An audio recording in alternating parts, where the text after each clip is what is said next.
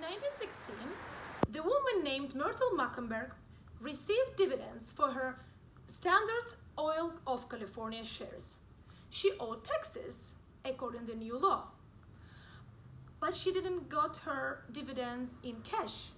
Actually, she got them in the form of shares. One additional share for 2 shares she already held. So she paid her taxes, but then she came to court saying that, yes, I got a bit richer, but I didn't get any cash, any gain, so I did not get an income. So the question was, what would count for income and what wouldn't? And this question remains the same until today and became one of the main sources of the United States inequality.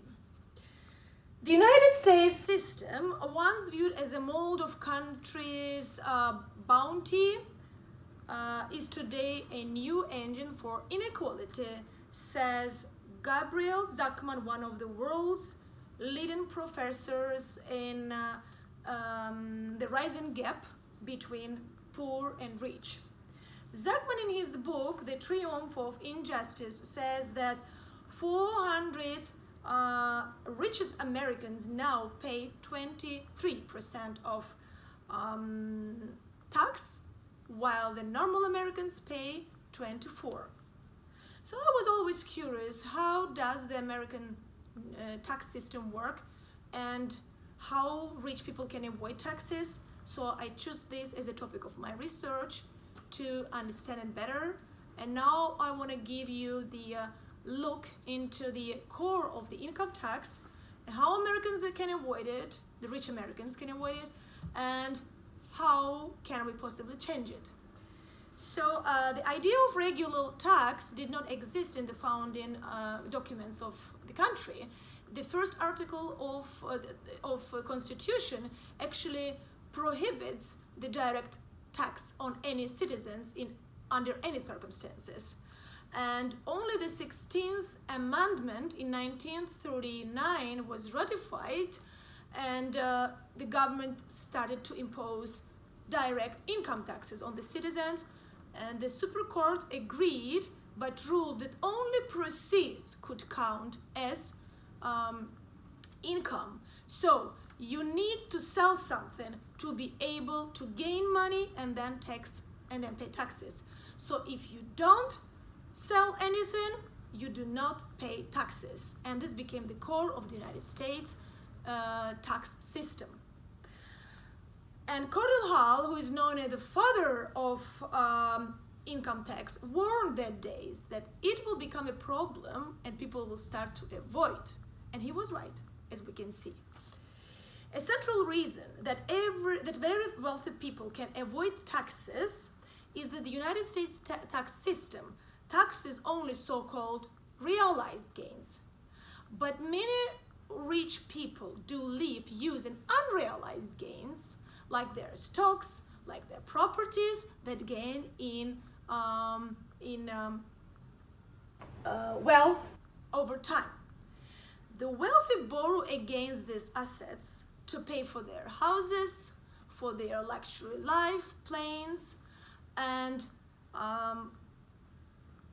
they use many strategies to avoid the taxes. And from $4.25 trillion of assets that are in the hands of billionaires, 2.7 trillions are unrealized, says Emmanuel Sees and Gabriel Zucman, economists from California, University of California, Berkeley. But the tax math actually provides you an incentive for this. If you own a company and have a huge salary, you will pay 37% on the bulk of it. If you sell your shares, you will pay 20% of the capital gain.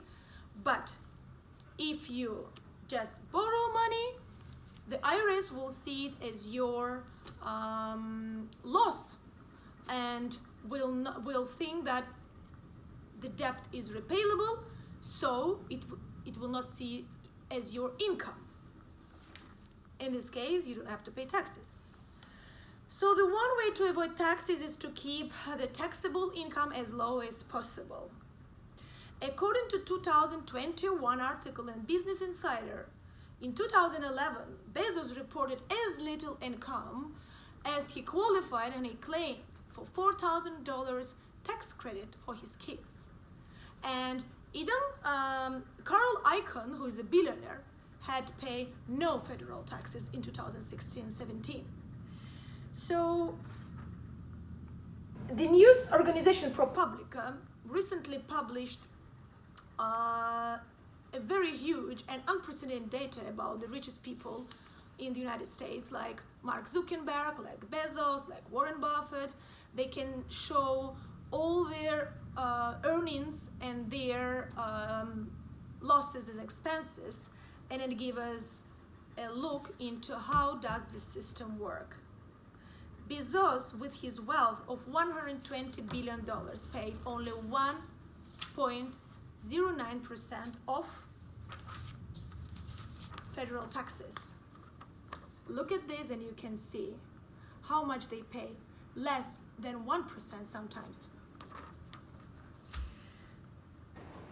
But the situation for average household is completely different. Its taxes amounted to more than 100% for its wealth increase.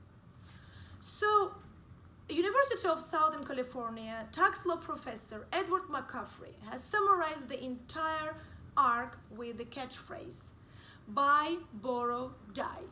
So, in the end of the life, you think that they will pay taxes for estate? No, there is also a way to escape it. They do not sell it when they die, and before they die, they have the charities, the philanthropic organizations that allow them to deduct a huge amount of money. And that's how when they leave the estate to their heirs, they do not pay taxes again. So there's a whole cycle. As I showed you before, it works pretty well. So what about the possible solutions for this situation? There are four main ways to decline the tax inequality. One of them is direct tax on wealth, like proposed by Senators Bernie Sanders and Elizabeth Warren. Two, in tax on realized gains, like Senator Ron Wyden from Oregon has proposed. Three is an increase in corporate taxes and stopping corporates shifting their tax havens, as President Biden favors, and global tax reform that Biden just had discussed on the G7 summit. And in conclusion, I want to say that wealth inequality has become one of the leading issues of our age. And the risk is to see wealth inequality keep rising. The top 0.1% of the wealthiest Americans own 20% of total US wealth. Societies can choose how they want to tax their richest people, as Zuckman says. But for billionaires, he added, the federal income tax, the pillar of the United States tax system, has become a voluntary tax, unfortunately.